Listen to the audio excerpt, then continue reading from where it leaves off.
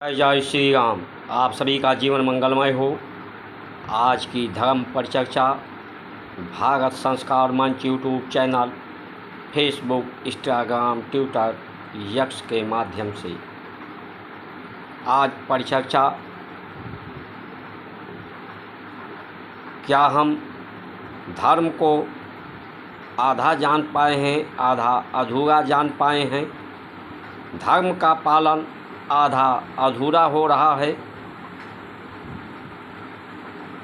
धर्म का मूल्य क्या है, मूल्यांकन क्या है, क्या हमारी स्वतंत्रता अधूरी है, हमें संतोष कर लेना चाहिए इस अधूरी स्वतंत्रता से, या पूर्ण स्वतंत्रता के लिए अपने जीवन को पूर्ण करने के लिए, सफल करने के लिए, सार्थक करने के लिए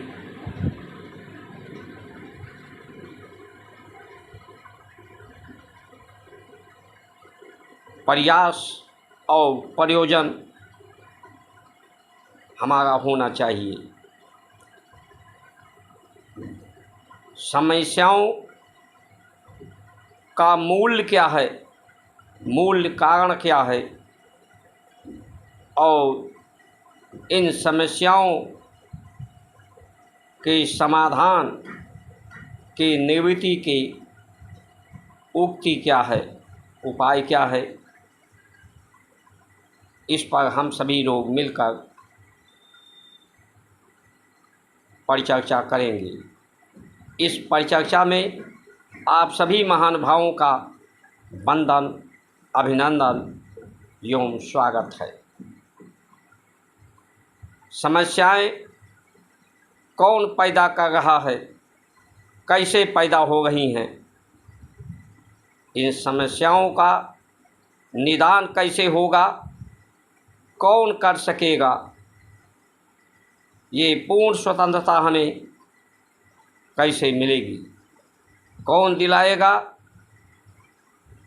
इस पर महापुरुषार्थ के लिए, महान कर्म के लिए, महान प्रयोजन के लिए, प्रयास के लिए आप सभी महानुभाव अधिक से अधिक इस वीडियो को देखें।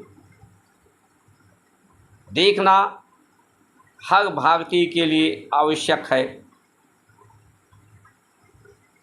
जो जीवन को सफल बनाना चाहते हैं, संसार के कष्टों से, दुविधाओं से पार होना चाहते हैं, परमात्मा की कृपा से, उसके संग से, सहयोग से।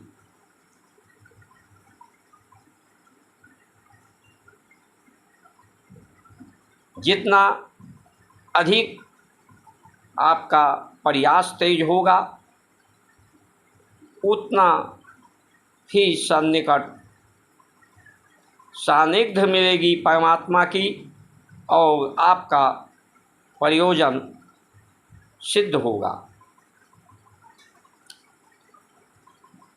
प्रकृति से जो सृष्टि है, जो जीव जंतु हैं, वनस्पति है, वो प्राकृतिक और सृष्टि के दो दुविधा में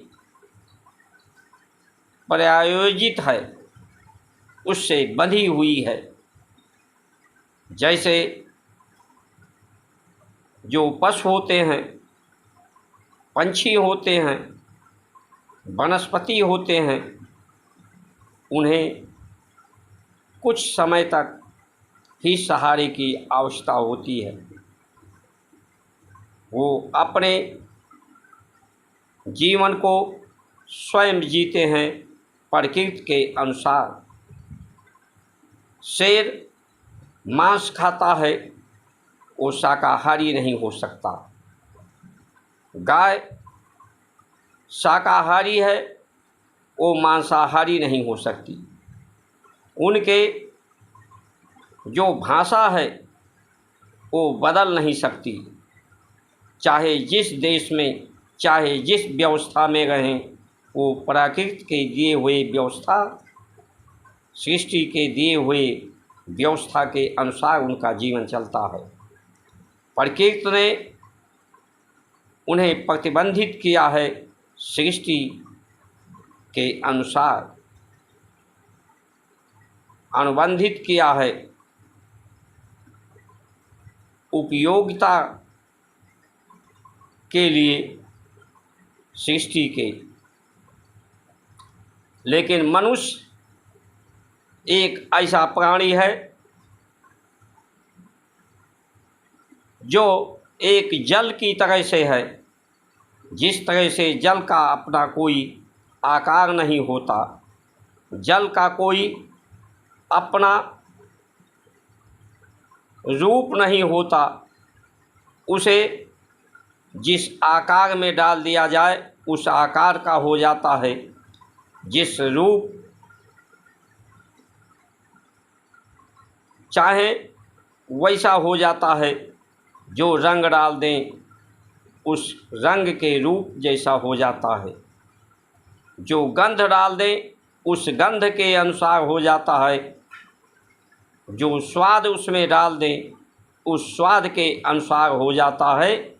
यानी उसमें शून्यता की मात्रा ज़्यादा होती है, रिक्तता की स्थान जो शुद्ध जल होता है, जो जीवन का आधार है।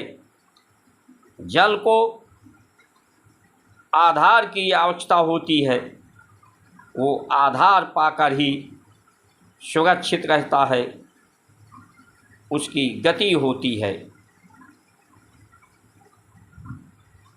वही जल गंगा जल होता है, वही जल विपरीत परिस्थितियों में गंदा जल बन जाता है, निष्प्रयोज्य हो जाता है, दुर्गंध युक्त हो जाता है,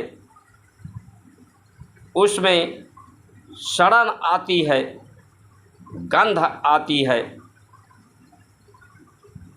उसी तरह से मनुष्य का जीवन है।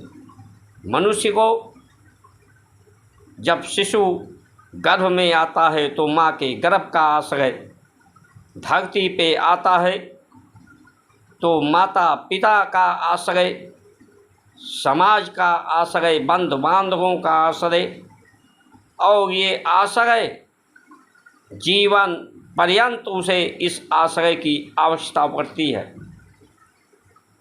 मनुष्य अधम शरीर संसार में किसी का नहीं है। ये सब कुछ भक्षण कर लेता है, ये शाकाहारी भी, मांसाहारी भी, ये हर भाषा को बोल सकता है, हर तरह के भोजन कर सकता है, हर तरह की वस्त्र पहन सकता है। ये प्रकृति के, सृष्टि के गुण नियमों के अंतर्गत आता है। इसलिए मनुष्य में दुर्गंध सबसे ज़्यादा है। मनुष्य के शरीर से दुर्गंध सबसे ज़्यादा विसर्जित होती है। इसकी इंद्रियां, बुद्धि, चित्त, क्योंकि यह पृथ्वी तत्व से आहार को ग्रहण करता है। पृथ्वी तत्व स्वयं एक गंध का सूचक है, इसलिए इसमें गंध और दुर्गंध रहता है। दुर्गंध को भी ये सूक्ष्म रूप से ग्रहण करता है। इसकी चित्त, मन, बुद्धि, इंद्रियां विस्मित होती हैं, संशय इसमें होता है, ये भ्रमित होती हैं। जो जिसके दुष्प्रभाव के कारण इसमें इस शरीर के अंदर भी सड़न गलन होता है, जो बीमारियों के रूप में, कैंसर के रूप में इसमें गतिरोध होता है, हार्ट अटैक के रूप में शरीर में तमाम, लीवर में गलन, किडनी में गलन, बुद्धि में गलन, जो कैंसर का रूप लेता है, हार्ट अटैक का रूप लेता है, शुगर का रूप बीमारी का लेता है, अनेक बीमारियों को ये जन्म देता है। इसलिए ये शरीर अधम है। इस शरीर को धन्यभागी करने के लिए ही भारत की संस्कार संस्कृति को अपनाकर ही ये धन्यभागी हो सकता है। पवित्रता देखी देखा पुण्य, देखी देखा पाप। जो भी मनुष्य देखता है, देखकर ही सीखता है, देखकर ही करता है। जो पाप है, पाप का पर्याय है, जो शरीर को ही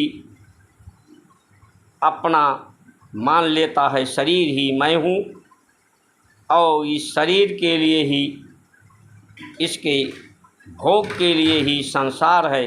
संसार की जितनी वस्तुएं हैं, जितने प्राणी हैं, सब पर अपना आधिपत्य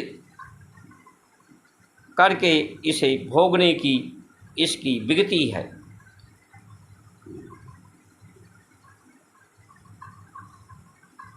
यही इसके दुर्गति और दुर्गंध का कारण है। आज हमारे देश को हम कहते हैं अधूरा स्वतंत्रता मिली है। इसके पीछे का कारण है हमारे देश की नीतियाँ, एक विधान, एक संविधान। ये भारत की संस्कार संस्कृति है। समभाव, सबके भाव सम हो, पवित्र विचार हों सबके, सुंदर विचार हों, सुंदर दृष्टिकोण हो, पवित्र आहार हो। पवित्रता धरती में हो, जो गौ माता के द्वारा,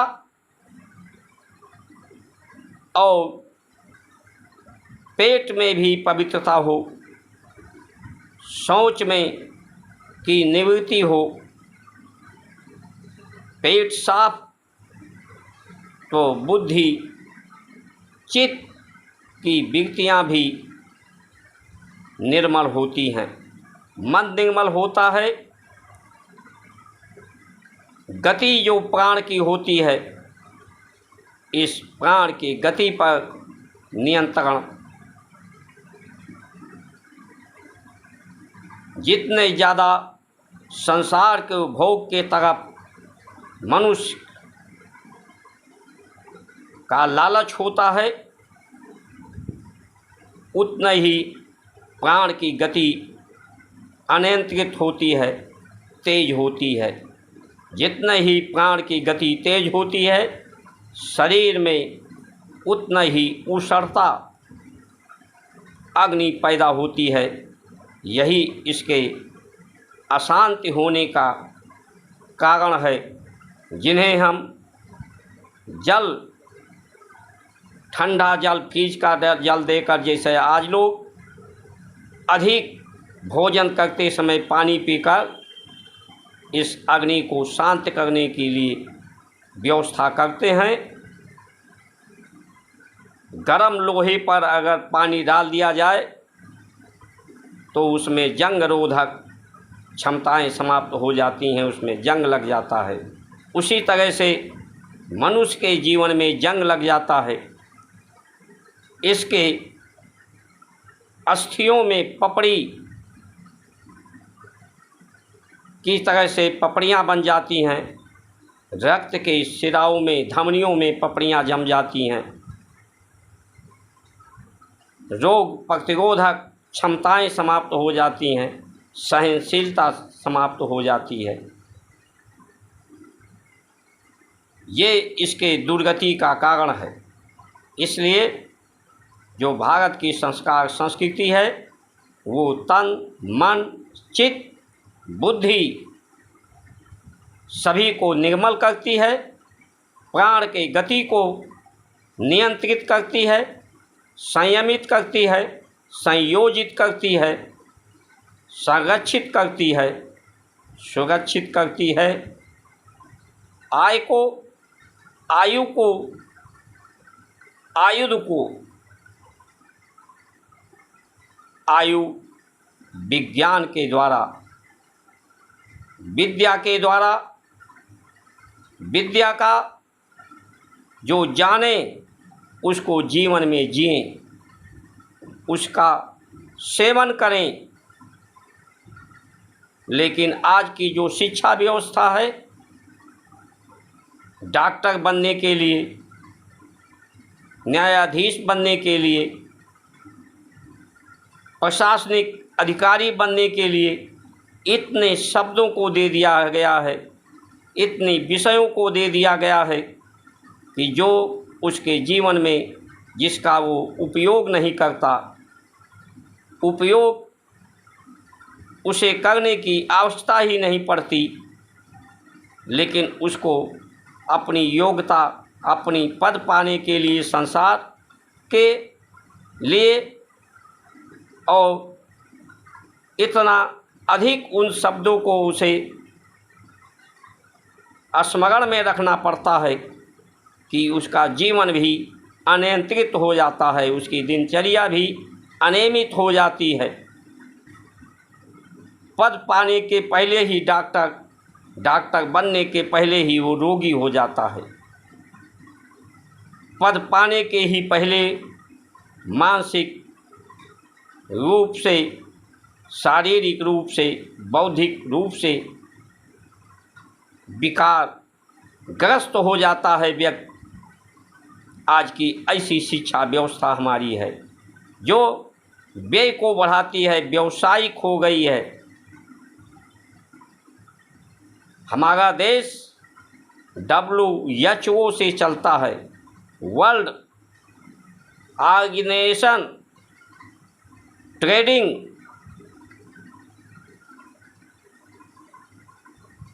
के द्वारा ये न्याय व्यवस्था, चिकित्सा व्यवस्था,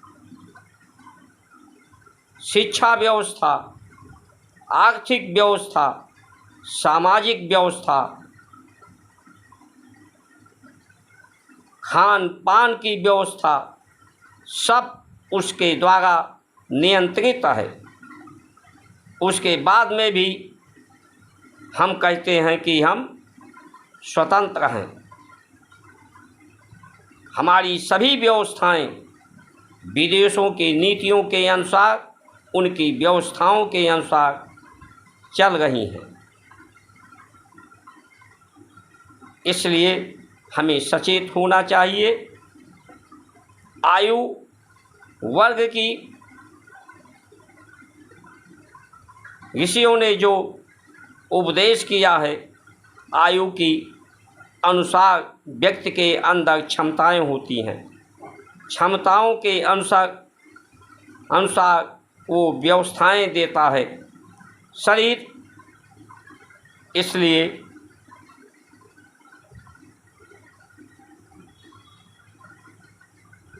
शिशु काल में धर्म को जाने, उसके बाद 25 से 35 तक संसार के अर्थ को, और 40 तक काम को इन धर्म अर्थ काम की पूर्ण होने पर इससे संतुष्ट पुष्ट होकर संसार से वैराग हो, संसार के अर्थ से राग ना रहे, तो वो विशेष होता है, श्रेष्ठ होता है। 45 के आयु से लेकर 55 के आयु तक वो समाज का, देश की व्यवस्था का संचालन करे, उसके लिए पथ प्रदर्शन करे, मार्गदर्शन करे। लेकिन आज तो लोग 70, 72, 75 जीवन पर्यंत ही इस आयु को और इस धर्म को ही नहीं जान पाए हैं, इसकी महत्वता को। देश की व्यवस्थाओं में बने रहना चाहते हैं, जो उनके शारीरिक, मानसिक, बौद्धिक क्षमताओं के विपरीत है, जो धर्म सम्मत नहीं है। वही अपने को विशेष और श्रेष्ठ पदों पर अपना अधिकार प्राप्त करना चाहते हैं, इस देश को चलाना चाहते हैं। उन्हें WHO के अंतर्गत ही देश की हित लगता है, अपना हित लगता है। जो अपना शुभ नहीं कर पाते, उनसे देश के लोगों की शुभकामनाएं कैसे पूर्ण होगी। जो अपने जीवन को अमरता की तरफ नहीं ले जा पाते, संसार की जहर को पीने के लिए तैयार हैं, विष रूपी अमृत को छोड़ कर के, जिनकी आयु 60 से ऊपर है, उन्हें परम पद के लिए, परमार्थ के लिए, परम गति के लिए,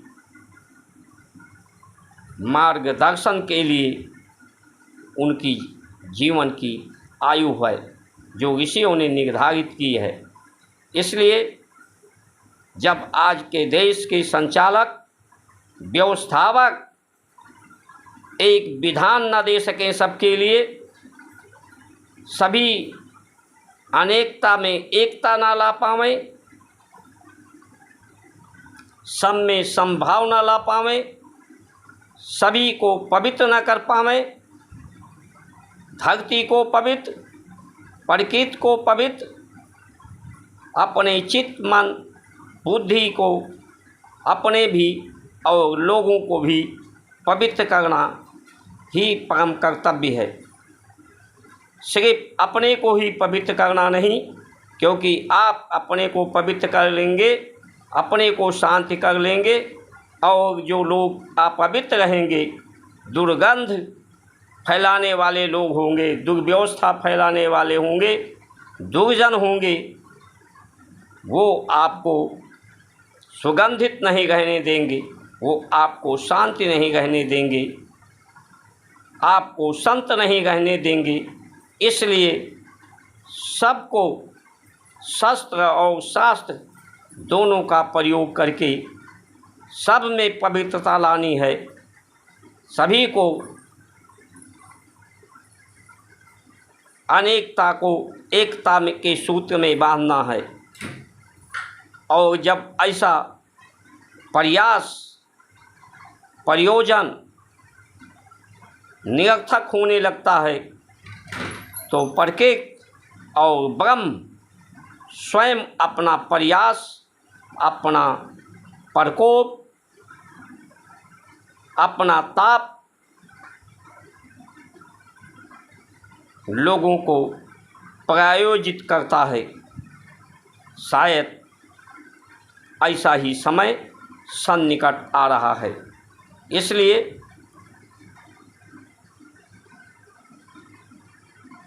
पहले लोग, समाज का पर्याय है कि परिवार का, देश का समीक्षा करना, उसके बुराइयों का, दुर्गंध का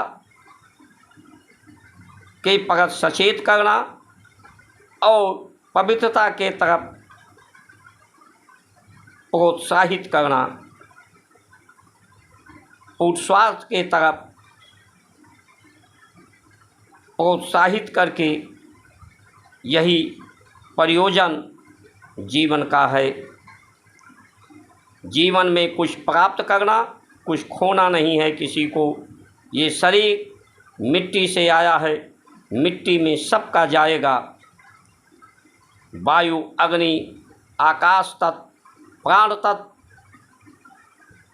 अपने अपने जहाँ से आया है उसी में समायोजित हो जाएगा। इसलिए ये मृत्यु एक भ्रम है।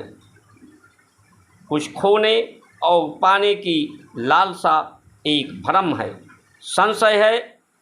सिर्फ आप हम सभी परमात्मा के अंश हैं, एक ही परम पिता माता के, धरती माता के अंश हैं। अनेक होकर भी एक हैं, एक ही हमारा विधान हो, एक ही हमारा संभाव हो। यही परम पुरुषार्थ है, यही परम कल्याण का मार्ग है। इसलिए हम सभी लोग सजग होकर पूर्ण स्वतंत्रता के लिए, सुख शांति परम गति के लिए,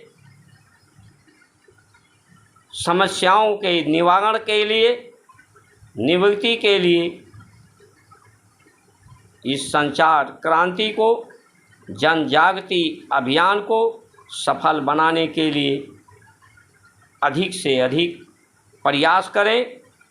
सब्सक्राइब, लाइक, शेयर, फॉलो करके और परमात्मा के कृपा पात्र बने। इन्हीं वचनों के साथ आप सभी का सुमंगल कामना करते हुए जय श्री राम।